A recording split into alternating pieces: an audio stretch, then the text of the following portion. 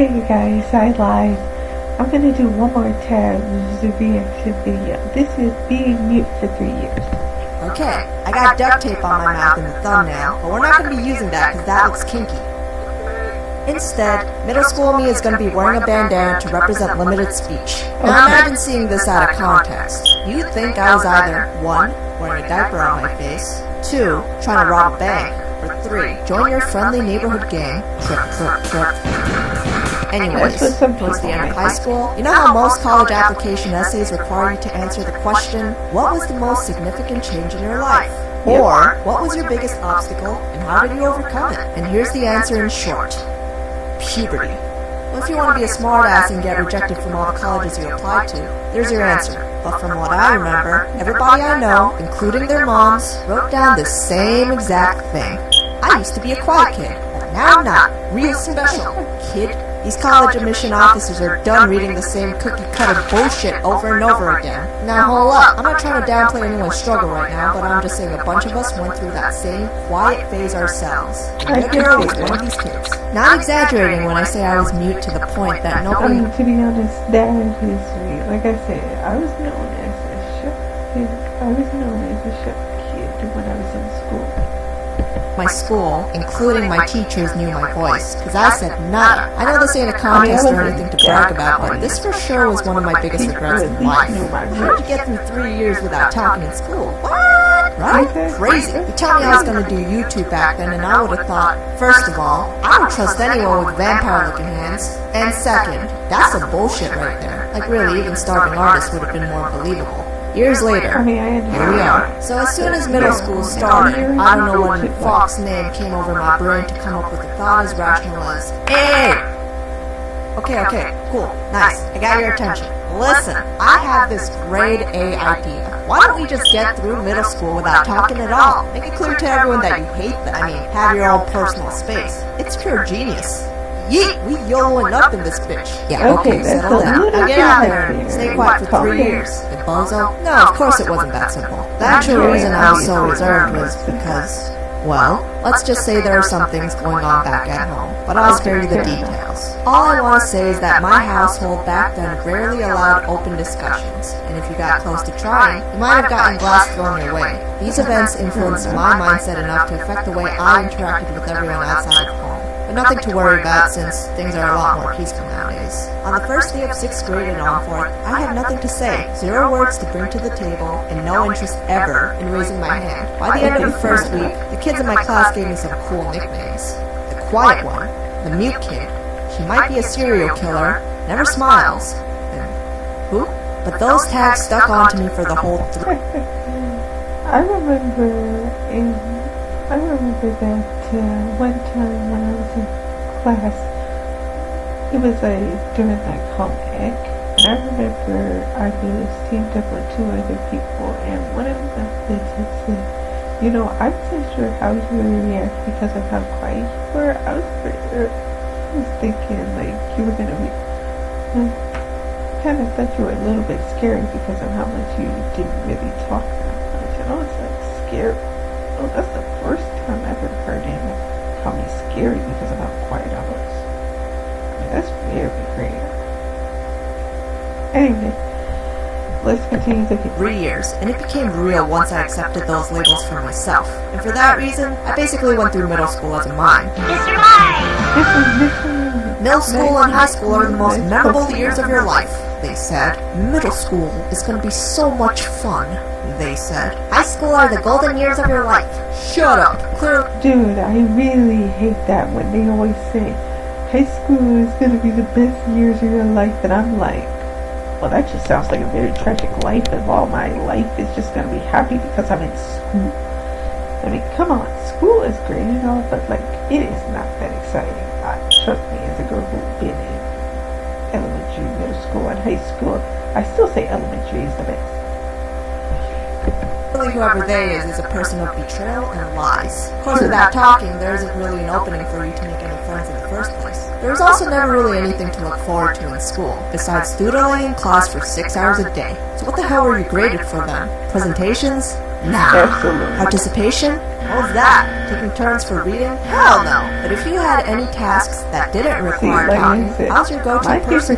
Don't be coming to me if you needed any verbal answers. Psst. Hey, if you're going 80 miles per hour, how long does it take to go 80 miles? Really? Hey, can I borrow a pencil? Alley-oop?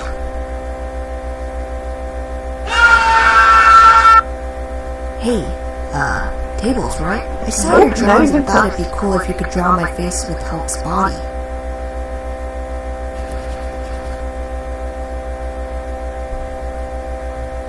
Hey, that doesn't look like me at all. $50. Your face on Hulk's body. Dang it, I could've swore I would've gotten a reaction out of that. Fucking carrot top looking bitch. There was one teacher I had in particular. We'll call her Mrs. Realist, because she was the realist out there. Like, you could tell she actually put in her best efforts to help students individually, but with tough, brolic, macho love. Thing is, in her class, you had to do a lot of presentations, and that just did not sit well with me and a whole lot of other students. I remember her vividly saying on the first day of school, "Okay, hi class, my name is Mrs. Realist, and let me make this clear right now. You won't survive this class if you're one of the quiet ones, because 50% of your grade will count on participation.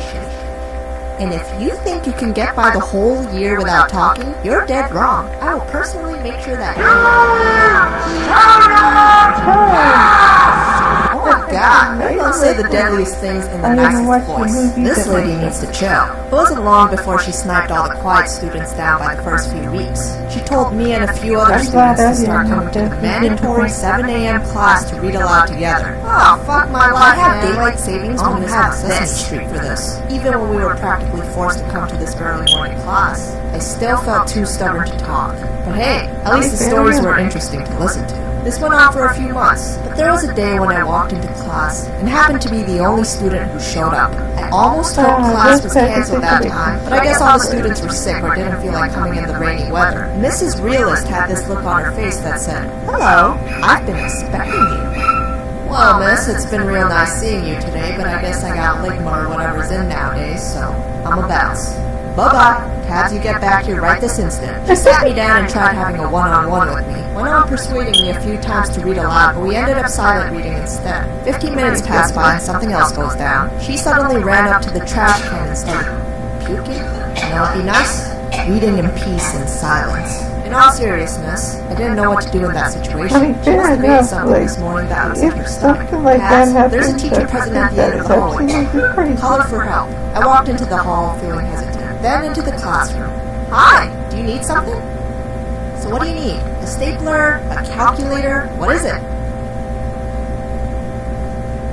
"Well, obviously you came here for something, but you have to tell me what it is first. My teacher was out here dying, and here I was playing charades with this lady. I grabbed her hand and dragged her to my classroom. She saw Mrs. Realist leaning on the garbage can and called for help after that. She went home later that day, and my homeroom class walked in later like, "Yo, she ain't here, let's stick to Arby's." Yeah, sure, why not? That's good. But I like halal. Nobody cares what you like, Johnny. The next day, she pulled me out of the classroom with this unsettling look on her face that said, "Shit is about to go down." And we had the talk because I apparently got snitched on. "Tabs, what if I died then and there? Would you still have been quiet? I don't know what's been holding you back up until now, but how far are you willing to go with this can't help you in any way. I'm going to make this very clear right now. You may be able to graduate middle school because it's all easy with them Crayolas and macaroni art, miss. I think that was preschool. You're not going to get past high school if you keep this up. In the real world, you need communication skills. Not just because it's convenient, but for every situation you have to interact with people, and in case something like this happens again.